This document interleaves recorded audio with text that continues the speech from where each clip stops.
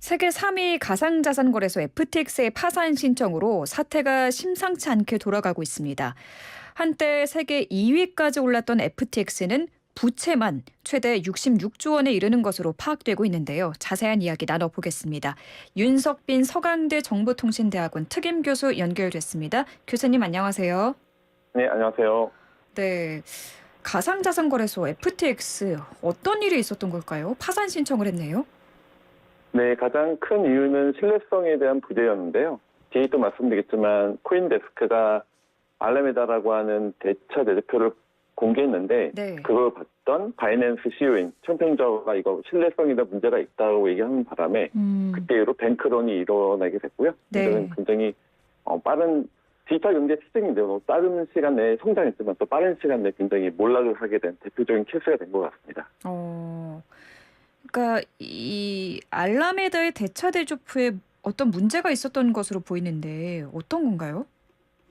그 자체가 FTX가 이제 그 발행한 토큰이 FTT인데요. 네. 네, 그 부분에 대해서 그 대체 대표 대부분의 그 대체 대표 안에 FTT와 솔라나라고 하는 그 토큰들이 너무 들어가 있었는데 그걸 보게 된 가장 제1위 바이낸스 CEO가 그걸 사실은 기존에 있었던 금융에서는 있을 수 없는 일인데 그런 거 트윗에 바로 올렸어요. 그걸 보고 나서 많은 투자자들이 불안감을 느끼고 거기에 대해서 뱅크런이 일어나게 된 촉발이 되게 가장 큰 이유라고 볼 수가 있습니다. 그러니까 부실 발단이 된 게 FTX가 자체 발행한 코인 FTT를 자신들이 세운 알라메다라는 투자 회사가 사모으면서 가격을 유지하고 몸집을 불려온 것이라고 하던데 맞나요?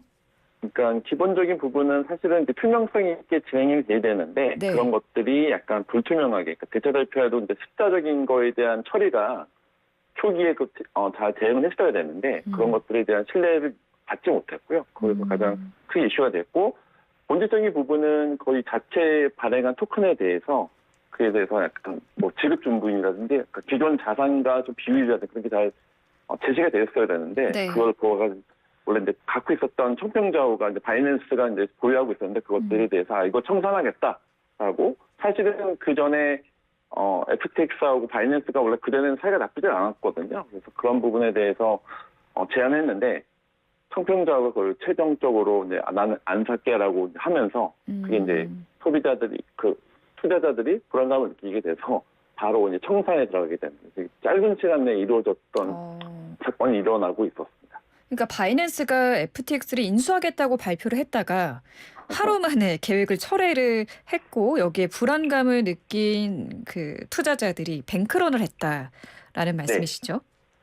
사실은 뭐 2주 전에 부산에 있었던 블록체인 행사에도 뭐 사이좋게 막 물론 이제 방금 청평자는 온라인으로 참석했지만 굉장히 좋은 분위기였거든요. 2주 전만 해도 사실은 그런데 제가 객관적으로 보면은 본질적인 부분은 FTX가 투명하게 못한 건 맞는데 네. 사실은 바이낸스 입장으로 보면은 FTX 거래하셨던 고객들이 어디로 갔냐면 바이낸스를 많이 옮기고 있어요. 그래서 사실은 업자 입장으로 보면 약간 그런 것들이 약간 바이낸스 입장으로 보면 고민했을 것 같아요. 이거를 전체 마켓을 위해서 인수할 것이냐 말 것이냐 고민했는데 사실은 불안감 느꼈던 FTX 많은 유저들이 사용자들이 바이낸스를 옮기고 있다고 하는 것 사실은 굳이 내가 이렇게 인수해야 될까 그런 것들의 최종 의사결정은 하게 됐는데 근데 지금 보시면 알다시피 많은 이제 전체 이 마켓 자체가 좀 다운이 되고 있으면서 제가 알기로는 바이낸스 일부 고객도 유출하고 있다고 들었고 있습니다. 그래서 사실은 이런 게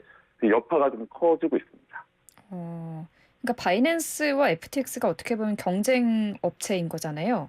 그렇죠. 1위가 바이낸스, 3위가 FTX였다면서 바이낸스 입장으로 보면 일단 장기적으로 봤을 때는 거기 있는 유저들, 사용 투자자들이 이쪽 바이낸스 자연스럽게 유입되고 있고 있어서 네. 굳이 인수할 필요가 없었다고 판단 내린 것 같습니다. 어차피 그 FTX 이용자들이 바이낸스로 흘러들어오고 있기 때문에 굳이 인수할 필요성을 못 느꼈다라는 거군요. 네, 처음에는 원래는 뭐 인수에 대한 의사가 있었다고 했었다가 나중에 네. 굉장히 짧은 시간에 이루어지긴 한 건데 네네. 결국은 바이낸스의 의사결정은 우리가 굳이 인수하지 않아도 FTX의 많은 사용자들이 바이낸스로 올 거니 네. 굳이 인수할 필요가 없다. 그런 네. 많은 뭐 투자하면서까지 할 수 판단 내리는 걸로 보입니다. 네. 지금 FTX에서 또 문제가 되고 있는 게 고객 돈을 빼내서 계열사에 몰래 투자를 했다는 의혹인데요. 지금 미국 검찰이 수사를 진행하고 있죠. 네, 그 부분이 뭐 바하마뿐만 아니라 사실은 거기 있는 부분들이 약간 유용됐던 약간 여러 흔적들이 보이고 있어서 그럼 온체인이 됐든 여러 가지 좀 근거들 자체가 고객들이 사실은 고객들이 투자했던 것들은 온전하게 복원하고 예탁 결제원처럼 그런 시스템이 있어야 되는데 사실은 이 마켓엔 그런 게 존재하지 않기 때문에 고객들이 투자했던 것들을 분리 보관을 했어야 되는데 그런 네. 것들이 좀 유용됐던 것들이 좀 데이터상으로 그리고 실질적으로 근거들이 나오고 제시가 되고 있습니다.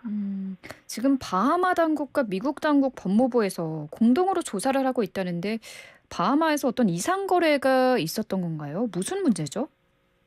네, 아시겠지만 모든 이제 조세 피관처로 이제 바하마나 이제 그쪽도 많이 사용을 하고 있는데 그쪽에서 이제 왜냐면 이게 결국 바하마가 조세 피난처긴 하지만 너무 일이 커지면 바하마 당국에서도 이제 신뢰성 문제가 생기기 때문에 거기에 대해서 공동 대응을 하겠다고 결정한 걸로 보이고요. 네. 그런 부분에서 아까 말씀드렸던 고객들에 대한 자산에 대한 문제, 약간 원래 그 프로세스대로 해야 되는데 유용됐다든지 그래서 사실 그거가 코인데스크에 그게 일부 공개가 되면서 그 이제 촉발이 됐다고 보여집니다. 지금 문제는 FTX 거래소를 직접 이용한 국내 이용자들도 굉장히 많다라는 건데 이분들의 자산은 어떻게 되는 건가요? 근데 본질적으로 보면은 지금 뭐 제가 알기로도 지금 전체 사용자가 120만 명이고 저희 나라는 1만 명에서 5만 명이 액티브 유저들, 사용 투자자들이 있을 텐데 10,000명에서 그게 5만 명이요. 네. 네. 그리고 그 비율로 보면 저희 나라가 두 번째 정도 높은 비율로 나오고 있어요. 국적으로 그렇군요. 보면. 근데 네. 사실은 그 청산이 됐을 때 개인 투자자들은 그거를 보상을 받거나 우리나라는 어쨌든 예금자 보호나 이제 기존 금융권은 그런 시스템이 있는데 네. 그런 게 적용되지 않기 때문에 음, 개인 투자자들은 거의 손실로 될 확률이 굉장히 높다고 보여집니다.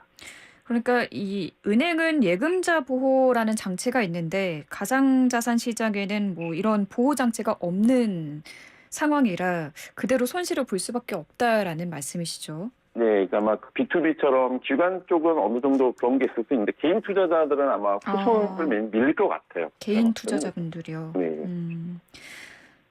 지금 이번 이 FTX 파산 사태로 국내 암호화폐 거래소는 안전한 건지 불안해하시는 분들이 굉장히 많거든요. 괜찮을까요?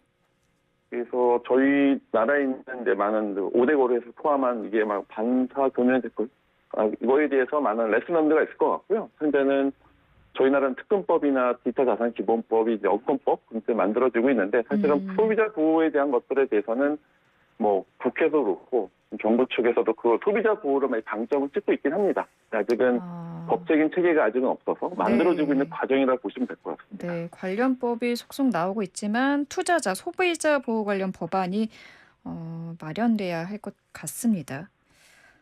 FTX 파장 언제까지 지속이 될까요? 지금 뭐 비트코인도 그렇고 암호화폐 가격들 많이 떨어지고 있죠.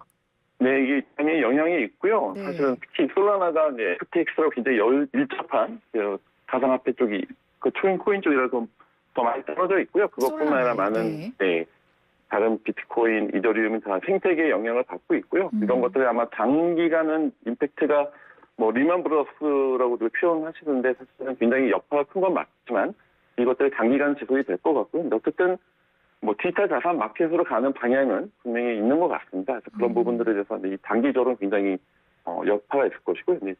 장기적으로 봤을 때는 디지털 자산에 대한 마켓 그것들은 당연히 커질 거라고 보여지고 있어서 장기적으로는 굉장히 그렇게 좀 성장이 되겠지만 단기적으로는 이 FTX 여파가 좀 당분간 계속되게 될 예상이 되고 있습니다. 네, 지금 FTX 사태를 정확히 말하면 파산 절차를 진행 중인 건데 현재 채권자만 10만 명이 넘는다고 하더라고요. 지금 투자한 일본 소프트뱅크 비전 펀드, 뭐 캐나다 온타리오 교사 연금 등 큰 타격을 입게 됐다고 하는데요. 이번 FTX 사태가 연쇄 유동성 위기로 번질 가능성도 있을까요? 예, 바이낸스 청평저도 그 부분을 약간 그 우려를 표시했는데요. 왜냐면 여기 기존에 있던 여기 뭐 기관 투자자 말고도 거래소끼리 서로 간에 약간 돌려막기 식으로 그런 게 좀 있었던 걸로 좀 나오고 있는데 그것 때문에 약간 유동성 위기가 뭐 바이낸스로 아까 임팩트가 됐던 거 마찬가지로 거래소와 거래소에 대한 그런 돌려막기나 그런 것들이 좀 나오게 되면 이게들이 연쇄적으로 그런 것들이 이게 사실은 이 생태계가 연결돼 있긴 하거든요. 네. 그러다 보니까 그런 것들이 연쇄적으로 나와서 아까 이게 뭐 아주 오랜 기간 동안 될지 안 될지는 더 두고 봐야겠습니다만 연쇄적으로 일단 유동성 위기가 단기적으로는 좀 있을 수 있는 확률이 높습니다. 네, 지금 제가 조금 전에 채권자가 10만 명이 넘는다고 이야기를 했는데 이게 100만 명이 넘을 수도 있다라는 네. 보도가 들어와 있죠? 네, 지금 뭐 원래 추산이 10만 명이었다가 네. 100만 명. 왜냐면 현재 사용자가 글로벌리 한 120만 명이 넘고요. 네. 저희 나라에서도 한 번에 설치했던 사람이 30만 명이 넘고 아까 말씀 액티브 유저, 액티브 투자자가 10,000명에서 5만 명 사이 추정되고 있습니다.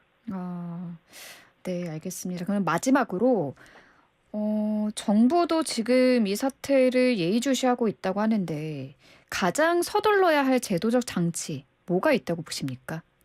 네, 가장 뭐 저희가 흔히 말하는 디지털 자산 기본법이라고 해서 기본에 대한 파운데이션을 하는 기본법을 만들고 있고요. 거기선 두 가지 부분이 소비자 보호에 대한 부분 그리고 불공정 거래에 대한 것들에 대해서 막으려고 하는데 저 개인적으로 봤을 때는 규제와 지능을 같이 밸런스 있게 맞춰야 되는데 일단은 소비자 보호에 대한 것들이 많이 방점이 찍혀져 있고요. 그거는 저희도 당분간은 이런 사태 때문에 더 많이 강해질 것 같고요. 저 개인적으로 봤을 때는 소비자 보호에 대한 것이 되게 중요하고요. 네. 더불어서 규제와 지능을 좀 밸런스 있게 가져갈 필요가 있다고 생각합니다. 그러니까 지금까지 이 가상화폐는 탈중앙화라고 해서 규제가 많지 않았는데 이런 소비자 보호 장치는 확실하게 좀 마련이 돼야 할 것 같습니다. 오늘 말씀 잘 들었습니다. 감사합니다. 네, 감사합니다. 네, 지금까지 윤석빈 서강대 정보통신대학원 특임 교수와 함께했습니다.